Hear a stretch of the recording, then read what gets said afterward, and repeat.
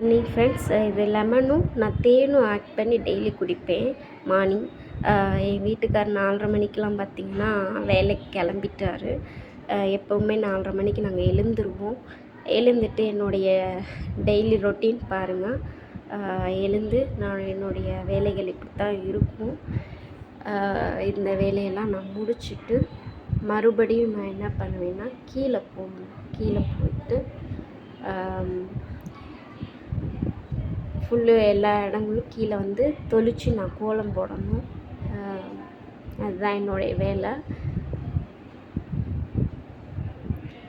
காலைல 4:30 மணிக்கு எழுந்துட்டோம்னா நம்மளுக்கு அடுத்து வந்து என்னென்னு பார்த்தீங்கன்னா தூக்கம் வராது.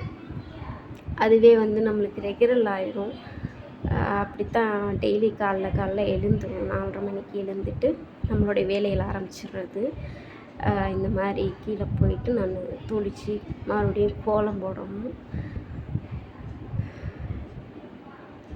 அதுவும் கொஞ்சம் நம்மளுக்கு நல்லா தான் இருக்குது ஃப்ரெண்ட்ஸ், இல்லைங்களா? ஏன்னா காலையிலே எழுந்து எல்லா வேலையும் முடிச்சிட்டோன்னா நம்ம ஃப்ரீடமாக இருக்கலாம். இப்போ என்னென்னா பிள்ளைங்களுக்கு வேறு ஸ்கூல் லீவ் விட்டுட்டாங்க. அதனால் நம்ம என்ன பண்ணணும், நம்ம வேலைகளை கொஞ்சம் சீக்கிரம் முடிச்சிட்டோன்னா நம்ம குழந்தைகளை நம்ம வந்து பார்த்துக்கலாம். என்னோடய கோலம் இப்படி தான் இருக்கும்.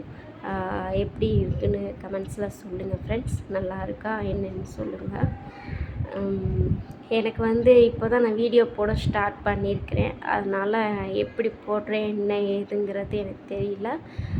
நான் நல்லா பண்ணுறேன்னா இல்லை இன்னும் நல்லா பண்ணணுமா என்னங்கிறத எனக்கு சொல்லுங்கள். நான் அதை சரி பண்ணிக்கிறேன். இதுதான் காலையில் ரொட்டீன் ஃப்ரெண்ட்ஸ். எப்படி பாருங்கள், இதுதான் டெய்லி எழுந்து இந்த வேலையெல்லாம் பார்த்துடுறது. என்னடா அது நாங்கள்லாம் பார்க்கல, நீங்கள் மட்டும்தான் பார்க்குறீங்களா அப்படின்னு நினைக்க வேண்டாம். எல்லாருக்குமே அந்த ஒர்க் இருக்கத்தான் செய்யும்.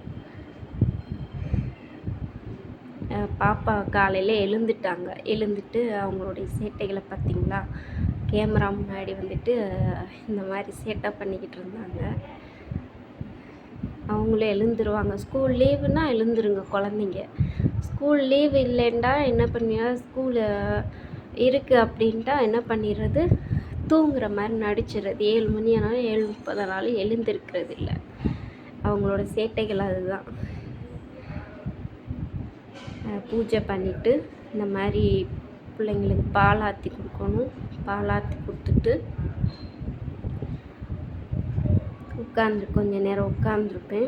பாப்பா கூட கொஞ்சம் நேரம் பேசிட்டு செஞ்சுட்டு கொஞ்சம் நேரம் இருந்துட்டு அப்புறமா என்னுடைய வேலைகள் என்னன்னா சாப்பாடு செய்யணும் இல்லையா. சாப்பாடு செஞ்சால் தான் அவர் வந்து 9 மணி 9:30 மணிக்கு வருவார். வந்து சாப்பிட்றது கரெக்டாக இருக்கும்.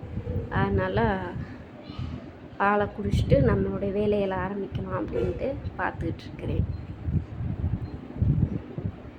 வீடியோ இப்போ தான் நான் ஃபஸ்ட் டைமு நான் இந்த மாதிரி பண்ணுறேன்.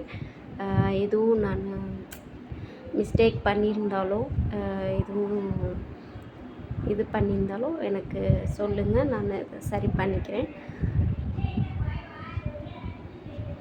எங்களுக்கு வந்துட்டு என்னன்னு கேட்டிங்கன்னா சொந்த பந்தங்கள் அப்படின்னா நீங்கள் தான். ஏன்னு கேட்டால் அதுதான் உண்மை இல்லைங்களா. சொந்த பந்தங்கள்லாம் இந்த காலத்தில் யார் ஃப்ரெண்ட்ஸு உதவுறது ஒரு பக்கம் இருந்தாலும் உங்களுடைய கமெண்ட்ஸ், உங்களுடைய பேச்சுகள் இதுதான் நம்மளுக்கு வந்துட்டு கொஞ்சம் மன ஆறுதலாக இருக்கும். என்ன கஷ்டங்கள் இருந்தாலும் அதை தாண்டி நம்ம போய்கிட்டே இருக்கலாம். அதுதான் எங்களுக்கு இப்போ இருக்கிற ஒரு ஆறுதலான ஒரு விஷயம். லைஃப்பில் எல்லாருக்கும் ஒரே போல் இருக்காது ஃப்ரெண்ட்ஸ். ஏன்னா நான் என்னுடைய லைஃப் அது மாதிரி தான் இருக்குது. மந்த்லி நாங்கள் வந்து பார்த்திங்கன்னா 1 lakh சம்பாதிச்சோம். லைஃப் நல்லா இருந்துச்சு. இப்போது அது வந்து கொஞ்சம் இஷ்யூவாக இருக்கிறனால எங்களுக்கு அந்த மந்த்லி சேல்ரி வரலை. இதான் நம்ம கீரை குழம்பு ஃப்ரெண்ட்ஸ். கீரை குழம்பு இன்றைக்கி வந்து கீரை குழம்பு, சாப்பாடு, அப்புறமா பாசிப்பயிறு கூட்டு. இதுதான் நம்மளுடைய சாப்பாடு இன்றைக்கி. எல்லாமே நான் ரெடி பண்ணிவிட்டு நான் உங்களுக்கு காமிக்கிறேன் பாருங்கள்.